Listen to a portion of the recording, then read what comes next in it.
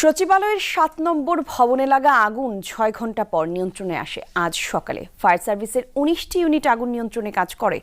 ভয়াবহ আগুন নেভাতে গিয়ে দুর্ঘটনায় প্রাণ গেছে এক ফায়ার ফাইটারের। আগুনের মূলত ৬, ৭ এবং ৮ তলায় বেশি ক্ষতিগ্রস্ত হয়েছে ভবনটিতে থাকা স্থানীয় সরকার মন্ত্রণালয়, সড়ক পরিবহন মন্ত্রণালয়, ডাক ও টেলিযোগাযোগ মন্ত্রণালয়, যুব ও ক্রীড়া মন্ত্রণালয়। স্বরাষ্ট্র উপদেষ্টা অবসরপ্রাপ্ত লেফটেন্যান্ট জেনারেল মোহাম্মদ জাহাঙ্গীর আলম চৌধুরী সাংবাদিকদের জানায়, এই ঘটনা তদন্তে শক্তিশালী কমিটি গঠন করেছে। Double million offer, Walton fridge কিনে পেতে পারেন ২০ লক্ষ টাকা, রয়েছে কোটি কোটি টাকার নিশ্চিত উপহার। ভয়াবহ আগুনে পুড়ছে সচিবালয়। রাত প্রায় ২টার দিকের ছবি এটি। সচিবালয়ের ৭ নম্বর ভবনটির বিভিন্ন অংশে জ্বলছে আগুন এবং মুহূর্তেই আসে ফায়ার সার্ভিস। শুরুতে আগুন নিয়ন্ত্রণের জন্য ৮টি ইউনিট কাজ শুরু করে, তবে ভয়াবহতা বাড়তে থাকে